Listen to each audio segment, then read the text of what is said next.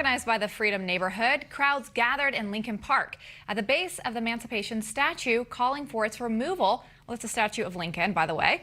The statue was built with donated funds from former slaves and was unveiled on the 11th anniversary of Lincoln's death, with Frederick Douglass delivering the keynote address.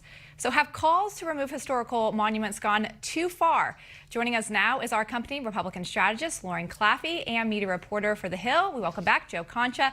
Welcome. Hey, guys. All right.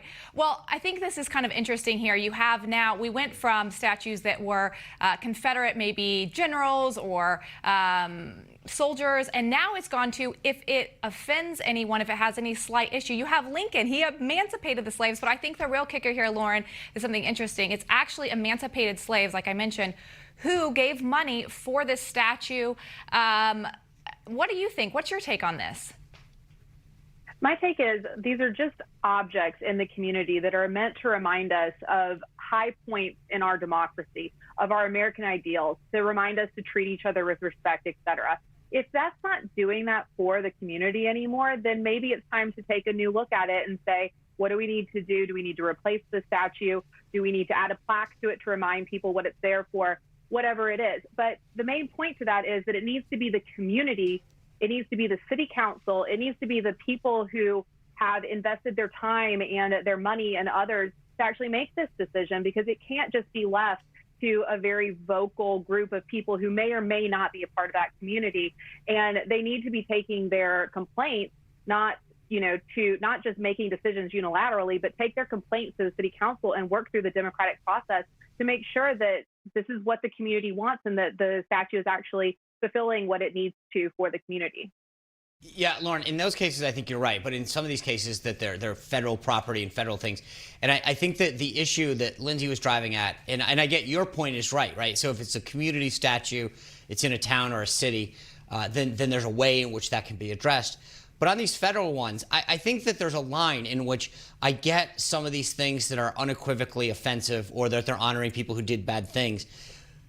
But in this case, it seems like we're trying to figure out what the lowest common denominator is, that if anybody has their feelings hurt, it's got to be removed. And in this case, I heard the D.C. delegate, we've talked about her before on the show, D.C. delegate Eleanor Holmes Norton, she's saying, well, the emancipated slaves, yes, they paid for it, but they didn't really have an input into the design. Well, who knows? At this point, we don't know whether they liked it or whether they don't. And this is getting silly where we're trying to discern what the intent was, years ago.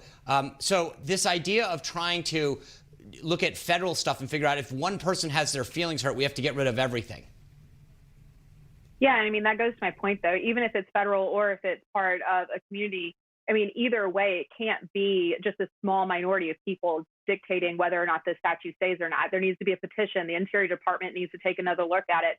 And if that statue is deemed offensive, then fine. Let's replace it with another one that also honors Lincoln for what he did to free slaves. I mean, the thing is I don't understand why we're so tied to these random objects. What we need to be doing is making sure that we're still upholding the ideals of America and reminding people to be good citizens and good Americans.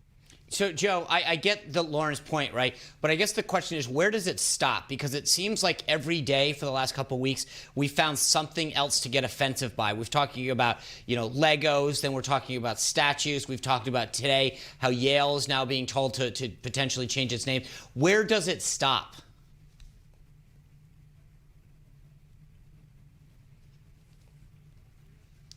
Lauren, let me pick that up with you for a second.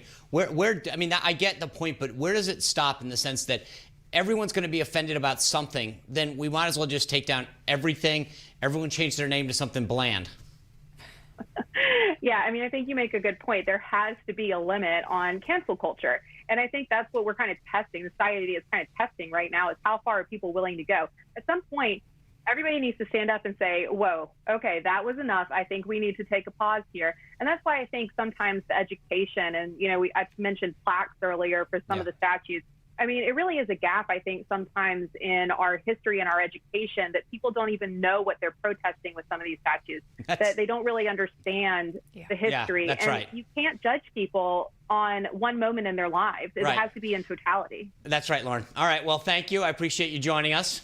All right, well, that's our show. Greg Kelly Report is up next, and he has actor-director Stephen Baldwin on. That's right. Tomorrow, we've got former Deputy National Security KT McFarland to discuss the Michael Flynn case. Also, Florida Attorney General Pam Bondi and Republican incumbent Congresswoman Elise Stefanik.